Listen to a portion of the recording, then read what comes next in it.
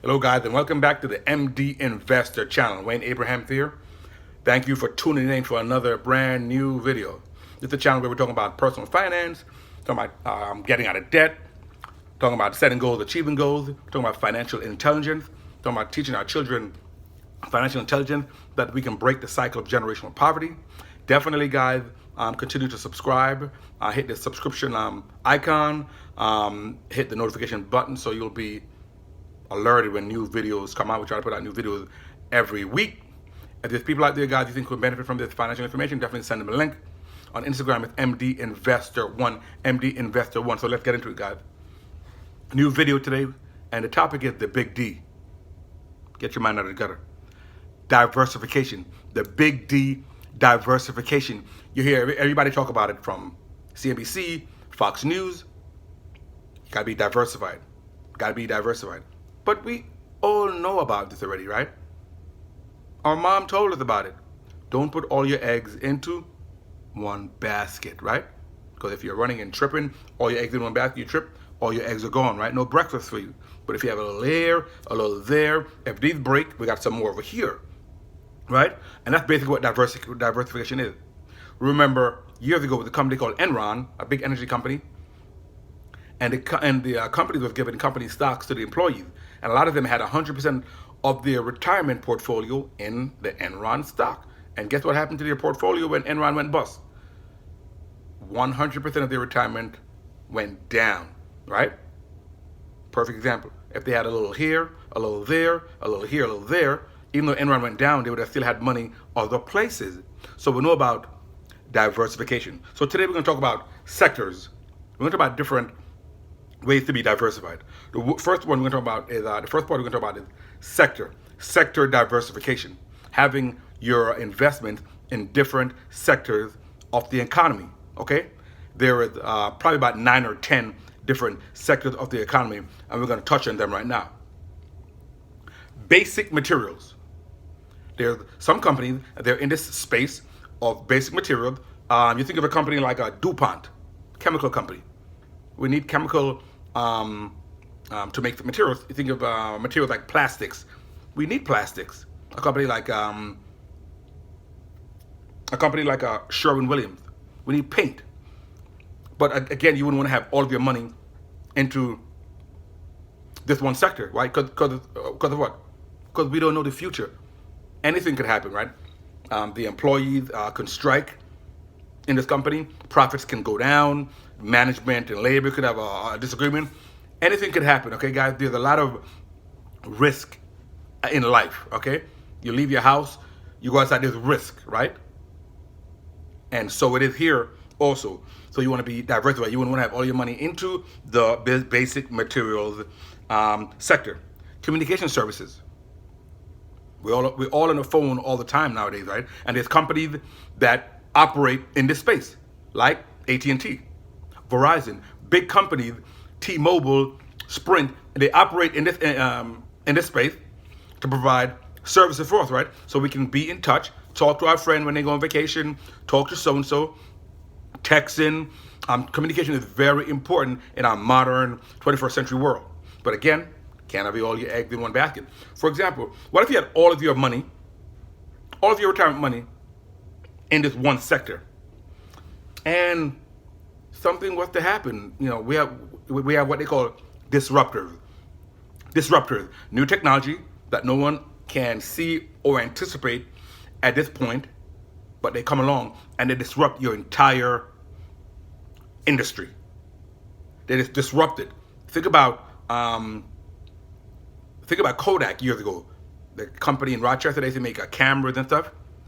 In this day and age, I don't know if people really even buy cameras anymore. You are walking around with a camera, a flashlight, a calculator, a tape recorder in our phone. So if you had all of your money in Kodak and their sales are dropping, right? That'd be a problem, okay? So, and we could have anticipated the smartphones 30 years ago. What is going to be on the horizon in the next 30 years that we can't anticipate? That's why you spread your risk around. Diversify. Consumer cyclicals is the next sector. Consumer cyclicals. These are basically companies involved in the space with stuff that we really don't need They're not really mandatory, but it makes life enjoyable and fun. Think about companies like McDonald's. Do you really need to go buy burgers and fries and a smoothie? Starbucks, another company. Do you really need the cappuccino, the frappuccino? You don't need any of that. The pumpkin spice. You don't need any of it. You like it, you enjoy it, and because you have discretionary income, we go and spend it. Probably too much if you ask me. But the bottom line is, you wouldn't want to have all your money in that space. Why? Because those companies do well when economy is good. Your job is going well. You have extra money. Sure, let's go out and go get a frappuccino and cappuccino and all that stuff. When the economy goes down, say, you know what? I don't have extra money because my hours are cut to go buy this kind of frivolous stuff. Guess what? If you had all your money in these companies, then you're gonna take a hit. Okay? That's why you spread it around. Consumer defensive, or some people call it consumer non-cyclical. These are stuff that you really need. Whether the economy is good or bad, you need soap. So a company like Unilever. You need to wash your clothes with Tide, so Procter and Gamble. You need to go buy clothes at the retailer like Walmart.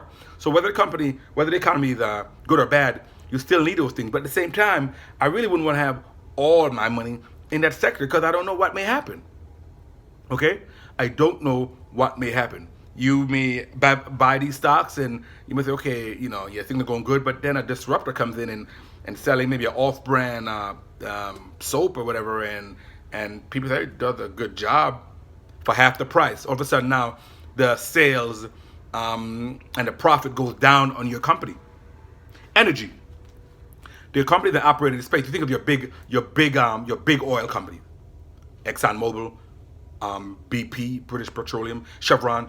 Those companies operated in manufacturing production of energy. Again, wouldn't want to have all your eggs in one basket because you remember a couple of years ago when oil was trading at $100 a barrel, things was going well, and then all of a sudden oil took a hit, got cut in half, $50 a barrel. Okay. And also the people in the Middle East, they can cut production, increase production. It's just so volatile and it's at risk, and I don't want to have all my money in that space. Financial services. We know about those people. The big banks. You know them. Bank of America, Chase, Citi, the credit card companies. Those are in the financial space. Okay? We're worrying about mortgages and loan and stuff. Again, would not want to have all your money in one basket. Another sector, healthcare, a big part of the economy, right? With the graying of America, people getting older, needing more medical services, and so on. Big companies like the big pharma, okay? So you're thinking of big pharma, you're thinking of companies like Abbott Labs, you're thinking of Merck, there's a big pharma, Pfizer, Medtronic, the device maker. They're getting older, they need their pacemaker, their knees and their hips are running out or wearing out, so they need their artificial hips, they need their artificial knees. Company like Johnson & Johnson that has a medical device portion and a consumer portion, so you get your Band-Aid, your Tylenol, your baby powder, all that stuff. Again, you don't want to have all your eggs in one basket, because things could happen, such as what? Congress is changing laws all the time. There's elections going on all the time. The different party coming into power, and different things happening in terms of reimbursement, Medicare, Medicaid, third party, insurance companies. There's too much question and risk to have everything loaded up in one sector. Industrials, right? These are your big companies. Right now I'm in a hotel room and the heat can be controlled by maybe one of those Honeywell thermostat. Industrial, okay? The car you drive, it's companies that provide and make the services for the car that we drive. So you think of a company like Honeywell, you think of a company like 3M that makes the Post-it, you think of a company like GE, they make a big engine and turbines. Even Boeing, they're going through a lot of PR problems right now with the 737 Boeing jet, but they make big engines, and they're a very large part of the economy, and transportation is a big part of the economy. Okay, but again, you don't want to have all your eggs in one basket. Real estate is another section of the another sector of the industry. Real estate, the sector that has created a lot more millionaires than I don't know who. But again, the housing market can go up, the housing market can go down. Okay, we have seen that. So you wouldn't want to have all of your eggs in one basket. So companies that operate in this space, or REITs, like what they call real estate investment trust, REIT, real estate investment trust, which are basically big companies that buy thousands of properties, and a publicly traded company. You can buy shares in them. You're basically in the real estate. You're in the real estate space. So they may have commercial real estate. They may have industrial real estate. They may have residential. But the bottom line is they're in the real estate market. Storage facility, a company like Public Storage, right? We as Americans, we know we have so much junk. We can't fit it in a house. We can't fit it in a garage. It's running over. So we need storage. So a company like Public Storage comes in and say, okay, I'll take your crap. You're gonna give you a room, but you're gonna pay me $100, $150 a month to take care of your crap. Again, wouldn't want to have all of your eggs in that real estate basket. Like we said, things fluctuate, right? Technology. We know about technology. Your Apple, your Facebook, your Google, all these are technology companies. These companies have created lots of millionaires. I was reading something the other day, and they said for every $5,000 you invested in Amazon in 1997, is now that $5,000 is now worth $5 million. They've made a lot of millionaires, but there's also a lot of companies that go bust. Right? We went through the dot-com bubble, I think, in the early 2000s. The bottom line is, you can't have all your eggs in one basket because, again, disruptors. Who's to say, Apple's a huge company, but who's to say another company that come in 30, 40 years that does something like Apple does cheaper, but about it, you can't have all your eggs in one basket. Utilities, we need power, right? You need oil and gas and natural gas, electricity. In the New York area, Con Edison, right? They are a regulated monopoly. They control this whole area, and they are a regulated monopoly, regulated by the government, so they can't go too crazy. If you live in another section of the country, maybe it's Dominion Energy, or maybe it's Duke Energy, or maybe it's Natural Grid. But the bottom line is, we need utilities is a part of this of the economy that brings stable income to a lot of retirees. Because think about it, people pay their utilities almost before they'll get their medicine. They make sure their lights are on. They make sure the power is on, even before they take their medicine, even before they eat. Okay? So they get stable, they get regular checks, and that's where those dividends come from. A lot of people live off that.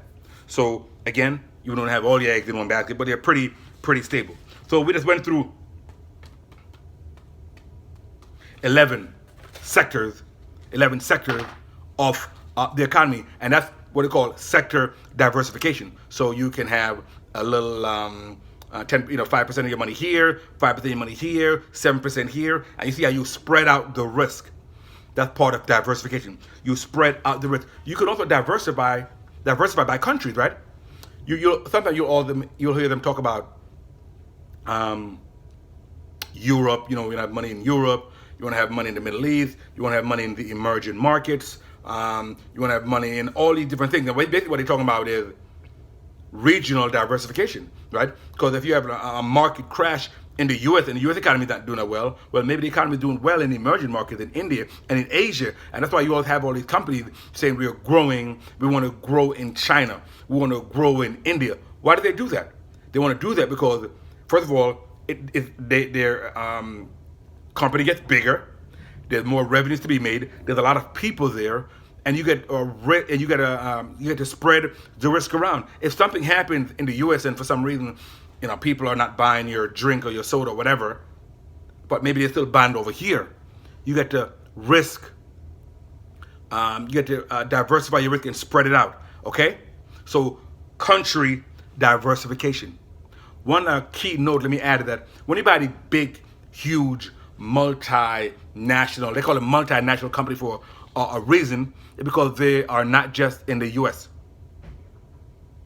McDonald's is not just in the U.S. If anybody have traveled anywhere, they call, when they see the Golden Arches, they call it, the American Embassy, as a joke. Because, yeah, it's headquartered in the U.S., but it's a multinational company. A lot of times, some of these companies are getting more than half of their revenues outside the U.S. So when you invest in big multinational, you're actually diversified across the world because they're not just U.S. companies. So just a quick thing. You want to diversify by capitalization, right? What does that mean? Well, you have small cap, you have mid cap, and you have large cap. The small cap stands for capitalization. Basically, how big is the company? And how do you figure that out? Well, you take the number of outstanding shares and the share price, you multiply them together, and that's the how much the company is valued. A small cap company is a company that's worth under $2 billion. Usually they have a better chance of growing because they're smaller. Small cap. So you want to have some small cap in your portfolio. Mid cap is a company between 2 billion and 10 billion. So like a medium company. Okay? You want to have some mid cap. And then the large cap is a company that are over 10 billion. Those are the big names that you know. McDonald's and Home Depot, Johnson & Johnson. Those are big companies. They're so huge that really it's going to be hard to disrupt them because they have large market space. And if anybody comes to try to disrupt them, they'll just buy them. So you want to have a mixture, okay? You don't want to have all big companies with no growth. You don't want to have all small companies because they're at risk to be taken over and bought because they're so small. So you can be diversified by capitalization. You want to be diversified by sector. You want to be diversified by countries. You want to be diversified, and even within a sector, you can be diversified within companies. What I mean is that you can be in the utility sector, for example, but you can own several utilities, right? You can have Con Ed, which operate in the New York region, and then you could have Dominion Energy that operate in the South, in Virginia, and those places. So if there's something going on in the New York area, like a hurricane, a natural disaster, it might affect Con Ed, but it's not going to affect the people in Virginia. You see what I mean? So you can diversify within sectors. Okay? And we already went over the purpose of diversification, to lower risk, right? Not have all your eggs in one basket. Okay? All right. So a great way, guys. So think about it. We just talked about diversification. So there are a couple of ways to do it, right? You can do this by buying companies, one at a time. It's okay. I want to pick two technology. Give me this and give me this. I want to take two energy stock. Give me this and give me this. Give me some of the consumer non-cyclical. Give me some of the consumer cyclical. Give me two here. Give me three here. You can do that. You can do that and build a portfolio. But a quicker way to do it, guys, and get a ridiculous amount of diversification is to get an index fund. You have something called a index fund that tracks an indices, to track an index. So S&P, you will hear about the S&P 500, which is the 500 biggest companies in the U.S. There's the S&P index, meaning it's a passively managed fund,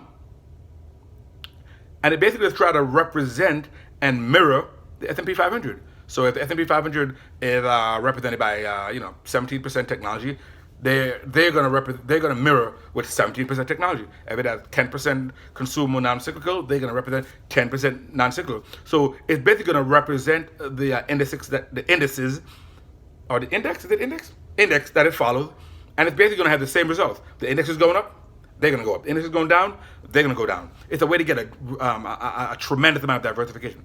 S&P 500, you're going to have a piece of 500 of the biggest companies in the U.S. right there.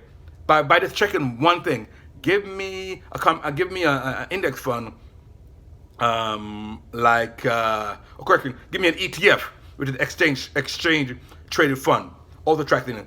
Give me an S&P index fund like the VOO, ticker symbol VO from Vanguard, or ticker symbol VTI. 500 companies by one thing. You invest your $100, and that $100 is being split up, a little here. You're owning Amazon. With that one fund, you're owning Amazon. You own a little Apple. You own a little Johnson & Johnson. You own a little McDonald's. With that one thing. A way to get also a tremendous amount of diversification is with a total stock market index fund, something like a VTSAX, a Vanguard total stock market index fund. It has representation from about over 6,000 publicly traded companies in the U.S. 6,000. So you buy VTSAX for $78 a share. I think it's traded for now, and you are buying 6,000 of the publicly traded companies in America. Talk about diversification, right? Talk about diversification, and it's an easy way to do it. It's a cheap way to do it. So, guys, just a quick video, guys. We're thinking like high level now. We're thinking high level. Got to be diversified. Don't want to have all my money over here. I don't want all my money over here. I want to spread it out and be supremely diversified. If one company gets dropped off, not gonna phase me much because I'm diversified across industries. If something's happening, some political unrest is happening in this country, I'm diversified across countries. If something happened to the small cap, there's a little disruption, it's okay. I'm diversified across sizes, like capitalization. So guys, continue to read, continue to study, continue to listen, continue to subscribe, continue to leave comments and thumbs up. And if there's people out there, guys, you think who are having financial issues and can benefit from this financial information, definitely feel free to send them a link, tell them to subscribe. And we're going to continue to go at it, guys. We're going to continue to go at it and break the cycle of generational poverty. MD Investor on YouTube, MD Investor 1 on Instagram. I'll see you on the next video.